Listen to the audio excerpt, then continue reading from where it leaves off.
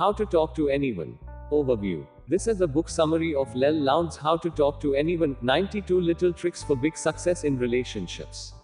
Author liellowndes gives 92 tricks to become a better conversationalist and improve your social relationships. From body language tricks and words to say, to telephone techniques and social tactics, it's all in liellowndes How to Talk to Anyone. The 92 tips are spread throughout the following 9 parts. How to intrigue everyone without saying a word, you only have 10 seconds to show you or somebody. How to know what you say after, hi. How to talk like a VIP. How to be an insider in any crowd, what are they all talking about? How to sound like your peas in a pod, why, we're just alike. How to differentiate the power of praise from the folly of flattery. How to direct dial their hearts. How to work a party like a politician works a room, the politician's 6-point party checklist. How to break the most treacherous glass ceiling of all, sometimes people are tigers. As you can tell from the 9 parts above, the book is pretty irresistible. Of course, a few of the 92 tricks won't revolutionize your life, but even if you are a great conversationalist, you are bound to discover a few techniques to throw in your communication bag of tricks. Little techniques like the big baby pivot, little strokes, and swiveling spotlight add up to make you a conversationalist who can talk to anyone. If you don't know what to say in a conversation or you generally struggle to talk to strangers, How to Talk to Anyone is bound to save you from drowning in conversations. How to intrigue everyone without saying a word, you only have 10 seconds to show you or somebody. Part 1. Whenever people meet you, they take an instant mental snapshot. The way you look and the way you move is more than 80% of someone's first impression of you. Give them great posture, a heads up look, a confident smile, and a direct gaze. How to make your smile magically different. Technique: the flooding smile. Don't flash an immediate smile when you greet someone, as though anyone who walked into your line of sight would be the beneficiary. Instead, look at the other person's face for a second. Pause. Soak in their persona. Then let a big, warm, responsive smile flood over your face and overview into your eyes. It will engulf the recipient like a warm wave. The split-second delay convinces people your flooding smile is genuine and only for them. A big, warm smile is an asset. But only when it comes a little slower, because then it has more credibility. It's more sincere and personalized for the recipient. How to strike everyone as intelligent and insightful by using your eyes. Technique: sticky eyes. Pretend your eyes are glued to your conversation partners with sticky warm taffy. Don't break eye contact even after he or she has finished speaking. When you must look away, do it ever so slowly, reluctantly, stretching the gooey taffy until the tiny string finally breaks. In a case study, the subjects reported significantly higher feelings of respect and fondness for their colleagues who had been counting their blinks. How to use your eyes to make someone fall in love with you. Technique: epoxy eyes. This brazen technique packs a powerful punch. Watch your target person even when someone else is talking. No matter who is speaking, keep looking at the man or woman you want to impact. It says, I can't take my eyes off you, or I only have eyes for you. Concentrate on the listener, your target, rather than the speaker. You are extremely interested in his or her reactions. How to win their heart by responding to their inner infant. Technique: the big baby pivot. Give everyone you meet the big baby pivot. The instant the two of you are introduced, reward your new acquaintance. Give the warm smile, the total body turn, and the undivided attention you would give a tiny tyke who crawled up to your feet, turned a precious face up to yours, and beamed a big toothless grin. Pivoting 100% towards the new person, shouts, I think you are very, very special. Part 1. How to make someone feel like an old friend at once. Technique: hello old friend. When meeting someone, imagine he or she is an old friend, and old customer, and old beloved, or someone else you had great affection for. How sad the vicissitudes of life tore you two asunder. But holy mackerel, now the party, the meeting, the convention, has reunited you with your long-lost old friend. The joyful experience starts a remarkable chain reaction in your body, from the subconscious softening of your eyebrows to the positioning of your toes, and everything between. People don't care how much you know until they know how much you care about them. Whenever you're traveling in countries where you don't speak the native tongue, be sure to use the hello old friend technique. When you act as though you like someone, you start to like them. How to come across as 100 credible to everyone. Technique: limit the fidget. Whenever your conversation counts, let your nose itch, your ear tingle, or your foot prickle. Do not fidget, twitch, wiggle, squirm, or scratch. And above all, keep your paws away from your puss. Hand motions near your face and all fidgeting can give your listener the gut feeling you're fibbing. Fidgety movements give listeners the sense something just isn't right. Professional communicators squelch any signs anyone could mistake for shiftiness. They fix a constant gaze on the listener. They never put their hands on their faces. They don't massage their arm when it tingles or rubs their nose when it itches. They don't loosen their collar when it's hot or blink because it's sandy. They don't wipe away tiny perspiration beads in public or shield their eyes from the sun. How to read people like you have ESP. Technique, hands, horse sense, make it a habit to get on a dual track while talking. Express yourself, but keep a keen eye on how your listener is reacting to what you're saying. Then plan your moves accordingly. If a horse can do it, so can a human. People will say you pick up on everything. You never miss a trick. You got horse sense. How to make sure you don't miss a single beat. Technique, watch the scene before you make the scene, rehearse being the super somebody you want to be ahead of time. See yourself walking around with hang by your teeth posture, shaking hands, smiling the flooding smile, and making sticky eyes. Hear yourself chatting comfortably with everyone. Feel the pleasure of knowing you are in peak form and everyone is gravitating towards you. Visualize yourself a super somebody. Then it all happens automatically. How to know what to say after you say hi. Part 2. The brighter the individual, the more he or she detests small talk. How to start great small talk. Technique, make a mood match before opening your mouth. Take a voice sample of your listener to detect his or her state of mind. Take a psychic photograph of the expression to see if your listener looks buoyant, bored, or blitzed. If you ever want to bring people around to your thoughts, you must match their mood and voice tone, if only for a moment. Small talk is not about facts. Small talk is about putting people at ease. You must first match your listener's mood. Top communicators pick up on their listener's tone of voice and duplicate it. Every mother knows this instinctively. To quiet a whimpering infant, mama doesn't just shake her finger and shout, "Quiet down." No, mama picks the baby up. Mama cries, oh, sympathetically matching baby's misery for a few moments.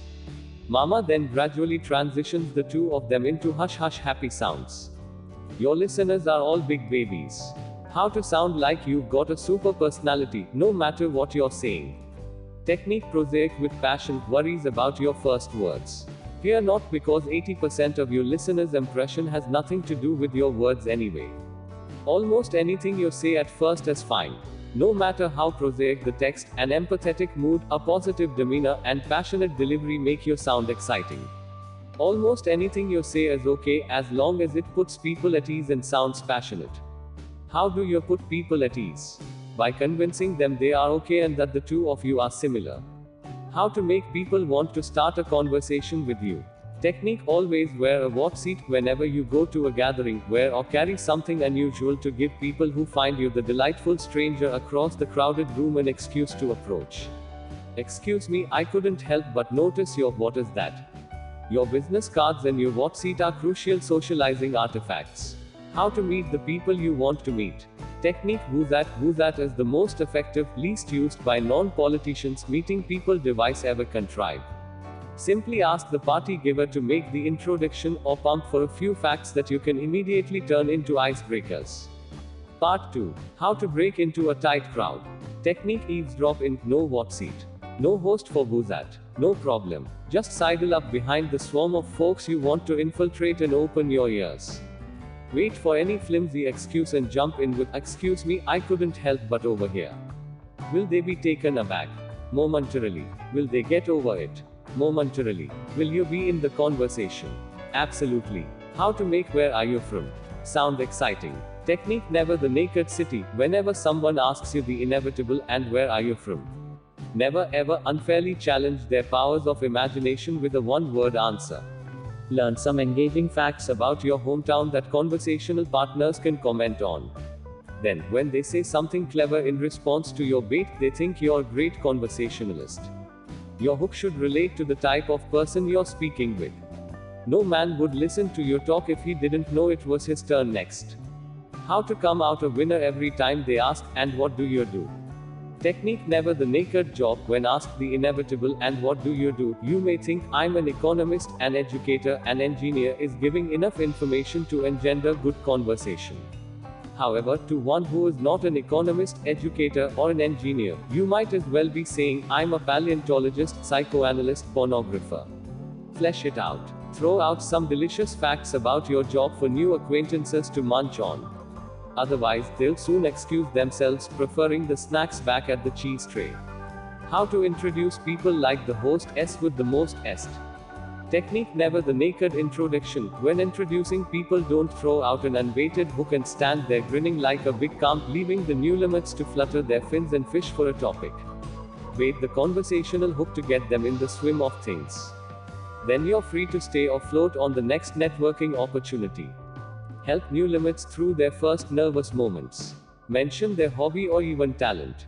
Part 2. How to resuscitate a dying conversation. Technique: be a word detective like a good gumshoe. Listen to your conversation partner's every word for clues to his or her preferred topic. The evidence is bound to slip out. Then spring on that subject like a sleuth onto a slip of the tongue. Like Sherlock Holmes, you have the clue to the subject that's hot for the other person. How to enthrall with your choice of topic them. Technique: the swiveling spotlight. When you meet someone, imagine a giant revolving spotlight between you. When you're talking, the spotlight is on you. When the new person is speaking, it's shining on him or her. If you shine it brightly enough, the stranger will be blinded to the fact that you have hardly said a word about yourself. The longer you keep shining away from you, the more interesting he or she finds you. When I meet someone, I learn so much more if I ask about their life. Grow more by listening than talking. How to never need to wonder, "What do I say next?" Technique: parroting. Never be left speechless again. Like a parrot, simply repeat the last few words your conversation partner says. That puts the ball right back in his or her court, and then all you need to do is listen. How to get happily chatting, so you can slip away if you want to. Technique: encore. The sweetest sound a performer can hear welling up out of the applause is encore. Encore. Let's hear it again. The sweetest sound your conversation partner can hear from your lips when you're talking with a group of people is tell them about the time you. Whenever you're at a meeting or party with someone important to you, think of some stories he or she told you. Choose an appropriate one from their repertoire that the crowd will enjoy. Then shine the spotlight by requesting a repeat performance. Make sure the story you request is one in which the teller shines. How to come across as a positive person. Technique: accentuate the positive. When first meeting someone, lock your closet door and save your skeletons for later. You and your new good friend can invite the skeletons out, have a good laugh, and dance over their bones later in the relationship. But now's the time, as the old song says, to accentuate the positive and eliminate the negative. How to talk like a whip. Part 3. 85% of one's success in life is directly due to communication skills. How to find out what they do without even asking. Technique: what do you do? Not a sure sign you're somebody is the conspicuous absence of the question, "What do you do?" You determine this, of course, but not with those 4 dirty words that label you as either a ruthless networker, a social climber, a gold-digging husband or wife hunter, or someone who's never strolled along easy street. Big cats never ask outright, "What do you do?" Or they find out, "All right," in a much more subtle manner. By not asking the question, one comes across as more principled, even spiritual. How do you spend most of your time? Is a gracious way to ask. How to know what to say when they ask, "What do you do?" Technique: the nutshell resume. Just as job-seeking top managers roll a different written resume off their printers for each position they're applying for, let a different true story about your professional life roll off your tongue for each listener. Before responding to "What do you do?" ask yourself, what possible interest could this person have in my answer? Could he refer business to me? Buy from me? Hire me? Marry my sister? Become my buddy? Wherever you go, pack a nutshell about your own life to work into your communications bag of tricks. My friend Roberto was out of work last year. He applied for 2 positions, a sales manager of an ice cream company and head of strategic planning for a fast food chain. He did extensive research and found the ice cream company had deep sales difficulties and the food chain had long-range international aspirations. Did he send the same resume to each? Not. His resume never deviated one iota from the truth of his background. However, for the ice cream company, he highlighted his experience turning a small company around by doubling its sales in 3 years. For the food chain, he underscored his experience working in Europe and his knowledge of foreign markets. Both firms offered Roberto the job. Now he could play them off against each other. He went to each, explaining he'd like to work for them, but another firm was offering a higher salary or more perks. The two firms started bidding against each other for Roberto. He finally chose the food chain at almost double the salary they originally offered him. Ask yourself, how could my professional experience benefit this person's life? When meeting a potential friend or loved one, make your life sound like you will be a fun person to know. Part 3. How to sound even smarter than you are. Technique, your personal thesaurus. Look up some common words you use every day in the thesaurus. Then, like slipping your feet into a new pair of shoes, slip your tongue into a few new words to see how they fit. If you like them, start making permanent replacements. Remember, only 50 words makes the difference between a rich, creative vocabulary and an average, middle-of-the-road one. Substitute a word a day for 2 months and you'll be in the verbally elite. Think of a few tired, overworked words you use every day, words like smart, nice, pretty, or good. Then grab a thesaurus. How to not sound anxious, let them discover your similarity. Technique, kill the quick me too. Whenever you have something in common with someone, the longer you wait to reveal it, the more moved and impressed he or she will be. You emerge as a confident big cat, not a lonely little stray, hungry for quick connection with a stranger. P.S. Don't wait too long to reveal your shared interest or it will seem like you're being tricky. You don't want to sound anxious to have rapport. Instead of jumping in with, hey, me too. Let your conversation partner enjoy talking about it. When someone starts telling you about an activity he has done, a trip she has made, a club he belongs to, an interest she has, anything that you share, bite your tongue.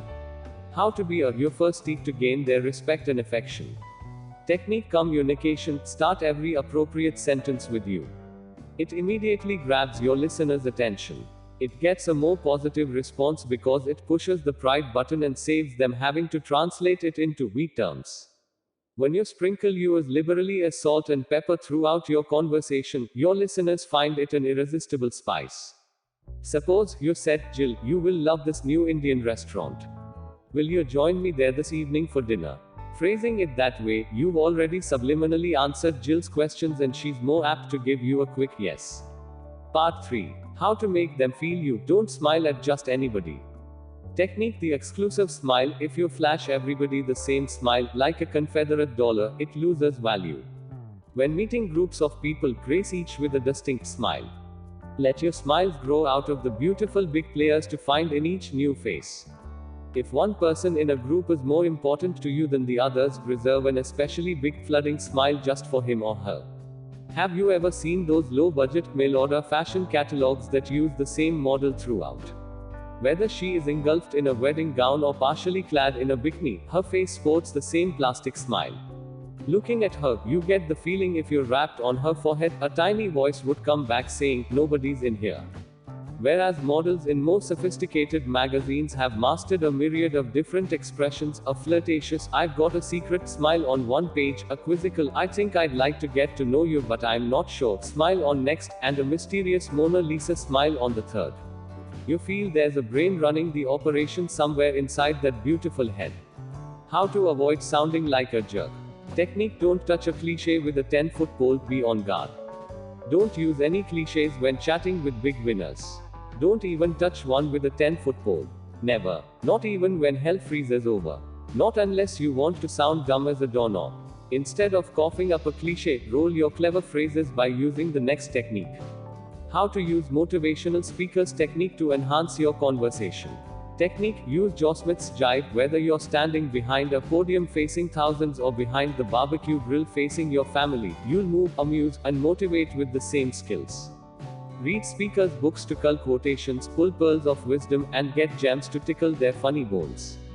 Find a few bon mots to let casually slide off your tongue on chosen occasions.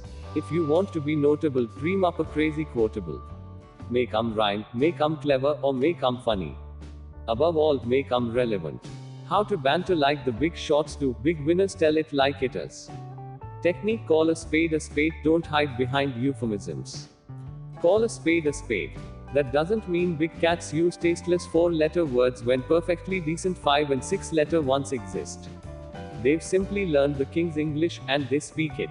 Here's another way to tell the big players from the little ones just by listening to a few minutes of their conversation. Big cats aren't afraid of real words.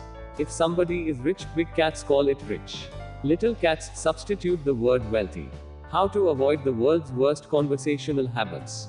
Technique: trash the teasing. A dead giveaway of a little cat is his or her proclivity to tease. An innocent joke at someone else's expense may get you a cheap laugh. Nevertheless, the big cats will have the last one. Because you'll bang your head against the glass ceiling they construct to keep little cats from stepping on their paws. Never ever make a joke at anyone else's expense. You'll wind up paying for it dearly. Part 3. How to give them the bad news and have them like you all the more.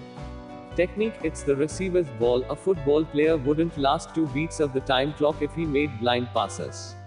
A pro throws the ball with the receiver always in mind. Before throwing out any news, keep your receiver in mind. Then deliver it with a smile, a sigh, or sob. Not according to how you feel about the news, but how the receiver will take it. How to respond when you don't want to answer and wish they'd shut the heck up. Technique: the broken record. Whenever someone persists in questioning you on an unwelcome subject, simply repeat your original response. Use precisely the same words in precisely the same tone of voice. Hearing it again usually quiets them down. If your rude interrogator hangs on like a leech, your next repetition never fails to flick them off. How to talk to a celebrity. Technique: big shots don't slobber. People who are VIPs in their own right don't slobber over celebrities. When you are chatting with one, don't compliment her work, simply say how much pleasure or insight it's given to you. If you do single out any one of the star's accomplishments, make sure it's a recent one, not a memory that's getting yellow in her scrapbook. If the queen bee has a drone sitting with her, find a way to involve him in the conversation. How to make them want to thank you. Technique: never the naked thank you. Never let the phrase thank you stand alone. From A to Z, always follow it with from thank you for asking to thank you for zipping me up. How to be an insider in any crowd. Part 4. How to be a modern day Renaissance man or woman. Technique: scramble therapy. Once a month, scramble your life. Do something you'd never dream of doing. Participate in a sport, go to an exhibition, hear a lecture on something totally out of your experience. You get 80% of the right lingo and insider questions from just one exposure. How to sound like you know all about their job or hobby. Technique: learn a little gobbledygook. Big winners speak gobbledygook as a second language. What is gobbledygook? It's the language of other professions. Why speak it? It makes you sound like an insider. How do you learn it? You'll find no gobbledygook cassettes in the language section of your bookstore, but the lingo is easy to pick up. Simply ask a friend who speaks the lingo of the crowd you'll be with to teach you a few opening questions. The words are few and the rewards are manifold. How to bear their hot button. Elementary dog talk. Technique: bearing their hot button. Before jumping blindly into a bevy of bookbinders or a drove of dentists, find out what the hot issues are in their fields. Every industry has burning concerns the outside world knows little about. Ask your informant to bear the industry buzz. Then, to heat the conversation, push those buttons. Part 4. How to secretly learn about their lives. Technique: read their rags. Is your next big client a golfer, runner, swimmer, surfer, or skier? Are you attending a social function filled with accountants or Zen Buddhists, or anything in between? There are untold thousands of monthly magazines serving every imaginable interest. You can dish up more information than you'll ever need to sound like an insider with anyone just by reading the rags that serve their racket. Have you read your latest copy of Zunu's yet? How to talk when you're in other countries. Technique: clear customs. Before putting one toe on foreign soil, get a book on laws and taboos around the world. Before you shake hands, give a gift, make gestures, or even compliment anyone's possessions, check it out. Your gaffe could gum up your entire gig. How to talk them into getting the insider's price on practically anything you buy. Technique: bluffing for bargains. The haggling skills used in ancient Arab markets are alive and well in contemporary America for big ticket items. Your price is much lower when you know how to deal. Before every big purchase, find several vendors, a few to learn from and one to buy from. Armed with a few words of industries, you're ready to head for the store where you're going to buy. How to sound like your peas in a pod. Part 5. How to make them feel you're of the same class. Technique: be a copy class, watch people. Look at the way they move. Small movements, big movements, fast, slow, jerky, fluid, old, young, classy, trashy. Pretend the person you are talking to is your dance instructor. Is he a jazzy mover? Is she a balletic mover? Watch his or her body, then imitate the style of movement that makes your conversation partner subliminally real comfy with you. How to make them feel that you're like family. Technique: echoing. Echoing is a simple linguistic technique that packs a powerful wallop. Listen to the speaker's arbitrary choice of nouns, verbs, prepositions, adjectives, and echo them back. Hearing their words come out of your mouth creates subliminal rapport. It makes them feel you share their values, their attitudes, their interests, their experiences. Use their words, not yours. How to really make it clear to them. Technique: potent imaging. Does your customer have a garden? Talk about sowing the seeds for success. Does your boss own a boat? Tell him or her about a concept that will hold water or stay afloat. Maybe he is a private pilot. Talk about a concept really taking off. Does she play tennis? Tell her it hits the sweet spot. Evoke your listeners' interests or lifestyle and weave images around it. To give your points more power and punch, use analogies from your listeners' world, not your own. Potent imaging also tells your listeners you think like them and hints you share their interests. Part 5. How to make them feel you empathize without just saying, yep, yeah. Technique: employ empathizers, don't be an unconscious bummer. Vocalize complete sentences to show your understanding. Dust your dialogue with phrases like, I see what you mean. Sprinkle it with sentimental sparkles like, that's a lovely thing to say. Your empathy impresses your listeners and encourages them to continue. How to make them think you see, hear, feel it just the way they do. Technique: anatomically correct empathizers. What part of their anatomy are your associates talking through? Their eyes, their ears, their gut. For visual people, use visual empathizers to make them think you see the world the way they do. For auditory folks, use auditory empathizers to make them think you hear them loud and clear. For kinesthetic types, use kinesthetic empathizers to make them think you feel the same way they do. Suppose a business colleague describing a financial plan says, with this plan, we can see out way clear in 6 months. Since this time she's using primary visual references, say, I see what you mean, or you have a clear picture of that situation. If, instead, your colleague had said this plan has a good ring to it, you'd substitute auditory empathizers like, it does sound great, or I hear you. A third possibility. Suppose she had said, I have a gut feeling this plan will work. Now you give her a kinesthetic empathizer like, I can understand how you feel, or you have a good grasp of that problem. How to make think we instead of you vs. me. Technique: the premature we create the sensation of intimacy with someone even if you've met just moments before. Scramble the signals in their psyche by skipping conversational levels 1 and 2 and cutting right to level 3 and 4. Elicit intimate feelings by using the magic words we, us, and ours. Use the word we prematurely.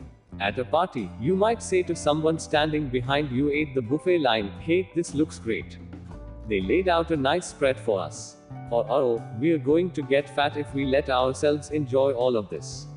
How to create a friendly, private joke with them. Technique: instant history. When you meet a stranger you'd like to make less a stranger, search for some special moment you shared during your first encounter. Then find a few words that reprieve the laugh, the warm smile, the good feelings the two of you felt. Now, just like old friends, you have a history together, and instant history. With anyone you'd like to take part in your personal or professional future, look for special moments together. Then make them a refrain. How to differentiate the power of praise from the folly of flattery. Part 6. Mind-boggling, isn't it? Sociologists' research shows 1. A compliment from a new person is more potent than from someone you already know. 2. Your compliment has more credibility when given to an unattractive person or an attractive person whose face you've never seen. 3. You are taken more seriously if you preface your comments by some self-effacing remark, but only if your listener perceives you as higher on the totem pole. If you're lower, your self-effacing remark reduces your credibility. How to compliment someone without sounding like you're brown-nosing. Technique grapevine glory, a compliment one hears is never as exciting as the one he overhears. A priceless way to praise is not by telephone, not by telegraph, but by tell a friend. This way you escape possible suspicion that you are an apple polishing, bootlicking, egg sucking, back scratching sycophant trying to win brownie points. You also leave recipients with the happy fantasy that you are telling the whole world about their greatness. How to be a carrier pigeon of good feelings. Technique carrier pigeon kudos. People immediately grow a beak and metamorphoses themselves into carrier pigeons when there's bad news. It's called gossip. Instead, become a carrier of good news and kudos. Whenever you hear something complimentary about someone, fly to them with the compliment. Your fans may not posthumously stuff you and put you on display in a museum like Stumpy Joe. But everyone loves the carrier pigeon of kind thoughts. How to make feel your admiration, just slipped out. Technique implied magnificence. Throw a few comments into your conversation that presuppose something positive about the person you're talking with. But be careful. Don't blow it like the well-intentioned maintenance man. Or the southern boy who, at the prom, threw he was flattering his date when he told her, "Gosh, Mary Lou, for a fat gal you dance real good." How to win their ears by being an undercover complimenter. Technique accidental adulation. Become an undercover complimenter. Stealthily sneak praise into the parenthetical part of your sentence. Just don't try to quiz anyone later on your main point. The joyful jolt of your accidental adulation strikes them temporarily deaf to anything that follows. Part 6. How to make never forget you with a killer compliment. Technique killer compliment. Whenever you are talking with a stranger you'd like to take part in your professional or personal future, search for one attractive, specific, and unique quality he or she has. At the end of the conversation, look the individual right in the eye. Say his or her name and proceed to curl all 10 toes with the killer compliment. A killer compliment is more like what exquisite eyes you have, very specific, or you have a wonderful air of honesty about you, very personal. How to make smile with itty bitty boosters. Technique little strokes. Don't make your colleagues, your friends, your loved ones look at you and silently say, "Haven't I been pretty good today?" Let them know how much you appreciate them by caressing them with verbal little strokes like "Nice job," "Well done," "Cool." How to praise with perfect timing. Technique the knee jerk. Wow, quick as a blink. You must praise people the moment they finish a feat. In a wink, like a knee jerk reaction, say, "You were terrific." Don't worry that they won't believe you. The euphoria of the moment has a strangely numbing effect on the achiever's objective judgment. How to make want to compliment you. Technique boomeranging. Just as a boomerang flies right back to the thrower, let compliments boomerang right back to the giver. Like the French, quickly murmur something that expresses "That's very kind of you." How to make a loved one feel you are the partner for life. Technique the tombstone game. Ask the important people in your life what they would like engraved on their tombstone. Chisel it into your memory but don't mention it again. Then, when the moment is right to say, "I appreciate you," or "I love you," fill the blanks with the very words they gave you weeks earlier. You take people's breath away when you feed their deepest self-image to them in a compliment. At last they say to themselves, "Someone who loves me for who I truly am." We say to ourselves, "Maybe the world will little note nor long remember how brilliant, how wonderful, how witty, how creative or caring I am." However, those who truly know and love me, they will recognize my greatness, my magic, my specialness over all other ordinary mortals. When we find people with supernatural powers of perception to recognize our remarkableness, we become addicted to the heady drug of their appreciation. Telling him you admire him for the same reason he admires himself has an impact on Joe like no other compliment in the world. How to direct dial their hearts. Part 7. How to sound more exciting on the phone. Technique talking gestures. Think of yourself as the star of a personal radio drama every time you pick up the phone. If you want to come across as engaging as you are, you must turn your smiles into sound, your nods into noise, and all your gestures into something your listener can hear. You must replace your gestures with talk. Then punch up the whole act 30%. How to sound close even if you're hundreds of miles away. Technique name shower. People perk up when they hear their name. Use it more often on the phone than you would in person to keep their attention. Your caller's name recreates the eye contact, the caress, you might give in person. Saying someone's name repeatedly when face to face sounds pandering. But because there is the physical distance between you on the phone, sometimes you're continent apart, you can spray your conversation with it. How to make happy they called you. Technique: oh wow, it's you. Don't answer the phone with an "I'm just so happy all the time" attitude. Answer warmly, crisply, and professionally. Then, after you hear who is calling, let a huge smile of happiness engulf your entire face and spill over into your voice.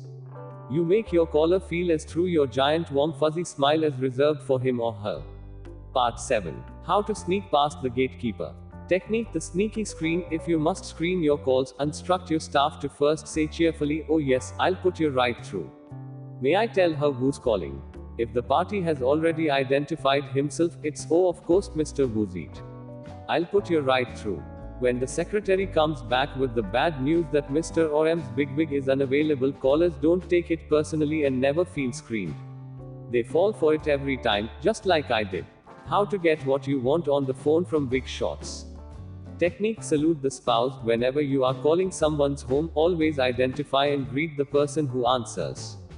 Whenever you call someone's office more than once or twice, make friends with the secretary. Anybody close enough to answer the phone is close enough to sway the VIP's opinion of you. How to get what you want by timing. Technique: what color is your time? No matter how urgent you think your call, always begin by asking the person about timing. Either use the "what color is your time" device or simply ask, "Is this a convenient time for you to talk?" When you ask about timing first, you'll never smash your footprints right in the middle of your telephone partner's sands of time. You'll never get a no, just because your timing wasn't right. How to impress everyone with your outgoing voicemail message. Technique: constantly changing outgoing message. If you want to be perceived as conscientious and reliable, leave a short, professional, and friendly greeting as your outgoing message. No music, no jokes, no inspirational messages, no boasts, bells, or whistles. And here's the secret: change it every day. Your message doesn't have to be flawless. A little cough or stammer gives a lovely, unpretentious reality to your message. Part 7. How to get them to call you back. Technique: your 10-second audition. While dialing, clear your throat. If an answering machine picks up, pretend the beep is a big Broadway producer saying, "Next." Now you're on. This is your 10-second audition to prove you are worthy of a quick callback. How to make the gatekeeper think you're buddy with the VIP. Technique: the ho-hum caper. Instead of using your party's name casually, let the pronoun he or she roll off your tongue. Forget "May I speak to M's Big's Hot please?" Just announce, "Hi, Bob Smith here, is she in?" Tossing the familiar she off your tongue signals to the secretary that you and her boss are old buddies. How to make them say you have super sensitivity. Technique: I hear your other line. When you hear a phone in the background, stop speaking in mid-sentence, if necessary, and say, "I hear your other lines," or "Your dog is barking, your baby is crying, your spouse calling you." Ask whether she has to attend to it. Whether she does or not, she'll know you're a top communicator for asking. How to listen between the lines on the phone. Technique: instant replay. Record all your business conversations and listen to them again. The second or third time, you pick up significant subtleties you missed the first time. It's like football fans who often don't know if there was a fumble until they see it all over again in instant replay. How to work for a party like a politician works a room. Part 8. Ask who's coming. As the party giver chats casually about the guest list, politicians scribble the names of the people who interest them, then resolve to meet each. Biggies get there early to start hitting their marks as each arrives. VIPs frequently come early to get their business done before party regulars who hate to be the first one there start arriving. Once they've accomplished what they set out to do, they're on their way to the next opportunity. Why is the party being given? Their knowledge also makes them valuable agents for the party giver. A savvy politician introduces the job-seeking daughter to some executives at the party, or tells the most alluring women at the bash what a great guy's birthday boy is. When chatting with a reporter, he talks up the host's business that needs good PR. Using the business card dossier technique described later in this section, they decide how, when, and if to deal with each. Does this person require a phone call? Should that one receive a handwritten note? Shall I email or call the other one? How to avoid the most common party blooper. Technique: munching or mingling. Politicians want to be eyeball to eyeball and belly to belly with their constituents. Like any big winner well versed in the science of proxemics and spatial relationships, they know any object except their belt buckle has the effect of a brick wall between two people. Therefore, they never hold food or drink at a party. Come to munch or come to mingle. But do not expect to do both. Like a good politician, chow down before you come. Politicians always eat before they come to the party. Part 8. How to make an unforgettable entrance. Technique: rubberneck the room. When you arrive at the gathering, stop dramatically in the doorway. Then slowly surveys the situation. Let your eyes travel back and forth like a SWAT team ready in a heartbeat to wipe out anything that moves. It is significant that, while you're standing in the doorway, you're not thinking, "Look at me." The reason you're rubbernecking the room is not to show off. It is so you can diagnose the situation you're walking into. Take note of the lighting, the bar, and most importantly, the faces. Listen to the music, the buzz of the crowd, the clinking of glasses. How to meet the people you want to meet. Technique: be the chooser, not the choose. The lifelong friend, the love of your life, or the business contact who will transform your future may not be at the party. However, someday, somewhere, he or she will be. Make every party a rehearsal for the big event. Do not stand around waiting for the moment when that special person approaches you. You make it happen by exploring every face in the room. No more ships passing in the night. Capture whatever or whomever you want in your life. How to subliminally lure people to you at a gathering. Technique: come hither hands, be a human magnet, not a human repellent. When standing at a gathering, arrange your body in an open position, especially your arms and hands. People instinctively gravitate toward open palms and wrists seductively arranged in the come hither position. They shy away from knuckles in the get lost or I'll punch you position. Use your wrists and palms to say, "I have nothing to hide, I accept you in what you're saying," or "I find you sexy." Women instinctively turn their wrists and palms upward when a man excites them. Position yourself near a doorway since everyone must pass your way at some point in the evening. Part 8. How to make feel like a movie star. Technique: tracking. Like an air traffic controller, track the tiniest details of your conversation partner's lives. Refer to them in your conversation like a major news story. It creates a powerful sense of intimacy.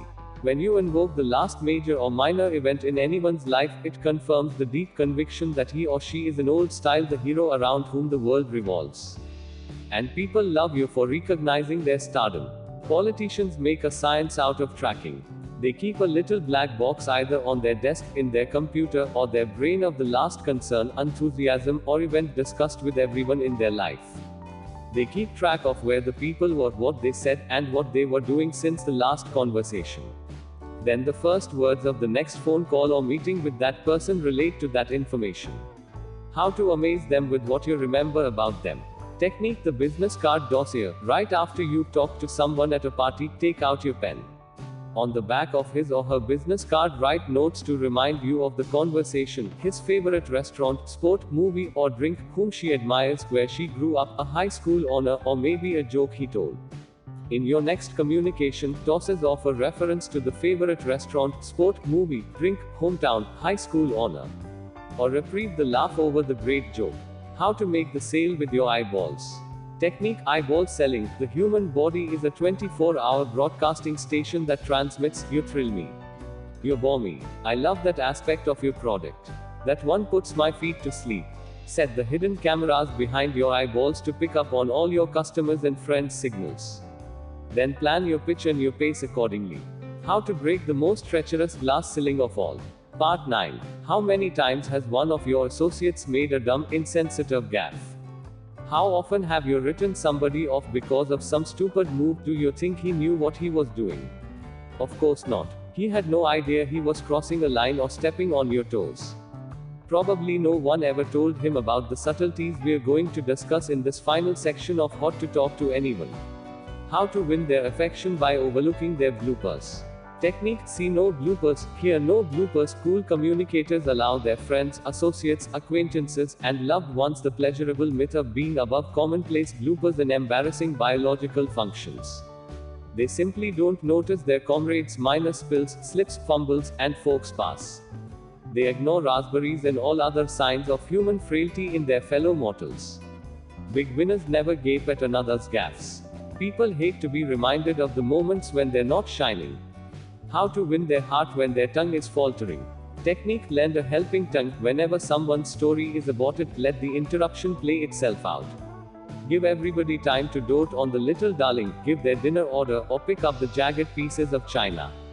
Then, when the group reassembles, simply say to the person who suffered story interrupts, "Now please get back to your story." Or better yet, remember where they were and then ask, "So what happened after the," and fill in the last few words. How to let know what's in it for them. Technique: bear the buried WIIFM and WIIFY. Whenever you suggest a meeting or ask a favor, divulge the respective benefits. Reveal what's in it for you and what's in it for the other person, even if it's zip. If any hidden agenda comes up later, you get labeled a sly fox. Part 9. How to make them want to do favors for you. Technique: let savor the favor. Whenever a friend agrees to a favor, allow your generous buddy time to relish the joy of his or her beneficence before you make them pay the piper. How long? At least 24 hours. How to ask for favors and get them. Technique: tit for wait. Wait for tat. When you do someone a favor and it's obvious that he owes you one, wait a suitable amount of time before asking him to pay. Let him enjoy the fact, or fiction, that you did it out of friendship. Don't call in your tit for their tattoo swiftly. How to know what not to say at parties. Technique: parties are for prater. There are 3 sacred safe havens in the human jungle where even the toughest tiger knows he must no attack. The first of these is parties. Parties are for pleasantries and good fellowship, not for confrontations. Big players, even when standing next to their enemies at the buffet table, smile and nod. They leave tough talk for the tougher settings. How to know what not to say at dinner. Technique: dinners for dining. The most guarded haven respected by big winners is the dining table. Breaking bread together is a time when they bring up no unpleasant matters. While eating, they know it's okay to brainstorm and discuss the positive side of the business, their dreams, their desires, their designs. They can free associate and come up with new ideas. But no tough business. Only after they have played out this crucial charade can they discuss business. But no dirty business. The biggies can brainstorm over coffee. They can discuss proposals over dessert. They can toss around new ideas over cordials. They can explore the positive side of the merger, the acquisition, or the partnership while waiting for the check. Part 9. How to know what not to say in a chance meeting. Technique: chance encounters are for chit chat. If you're selling, negotiating, or in any sensitive communication with someone, do not capitalize on a chance meeting. Keep the melody of your mistaken meeting sweet and light. Otherwise, it could turn into your swan song with big winner. How to prepare them to listen to you. Technique: empty their tanks. If you need information, let people have their entire say first. Wait patiently until their needle is on empty and the last drop drips out and splashes on the cement.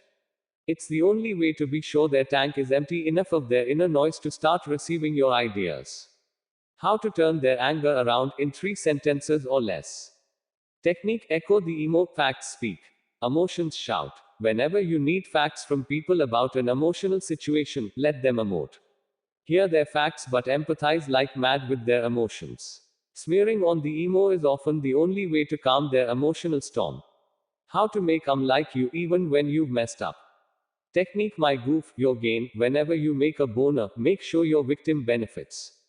It's not enough to correct your mistake. Ask yourself, what could I do for this suffering soul so he or she will be delighted I made the flub? Then do it fast. In that way, your goof will become your gain. Part 9. How to trap a rat with class. Technique: leave an escape hatch. Whenever you catch someone lying, filching, exaggerating, distorting, or deceiving, don't confront the dirty duck directly. Unless it is your responsibility to catch or correct the culprit, or unless you are saving other innocent victims by doing so, let the transgressor out of your trap with his tricky puss in one piece. Then resolve never to gaze upon it again. Why do big winners let bad news people get away with bummers? By closing your mouth and then the door forever, you are saying, "You are so beneath me, I'm not going to even waste my words on you." How to get whatever you want from service personnel. Technique: buttercups for their boss. Do you have a store clerk, accountant, law firm, junior partner, tailor, auto mechanic, maitre d', massage therapist, kids teacher, or any other worker you want special attention from in the future? The surefire way to make them care enough to give you their very best is to send a buttercup to their boss. How to be a leader in a crowd, not a follower.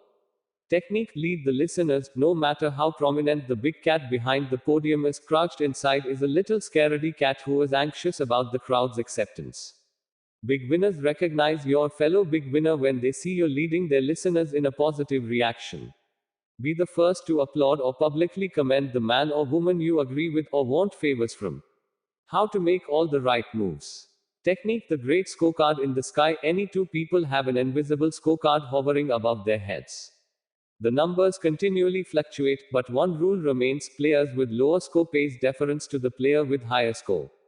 The penalty for not keeping your eye on the great scorecard in the sky is to be thrown out of the game permanently. Big winners, before putting pen to paper, fingers to keyboard, mouth to phone, or hand to someone else's to shake it, do a quick calculation. They ask themselves, who has the most to benefit from this relationship? What has each of us done recently that demand deference from the other? And what can I do to even the score? Have a nice day, have a good day, bye bye.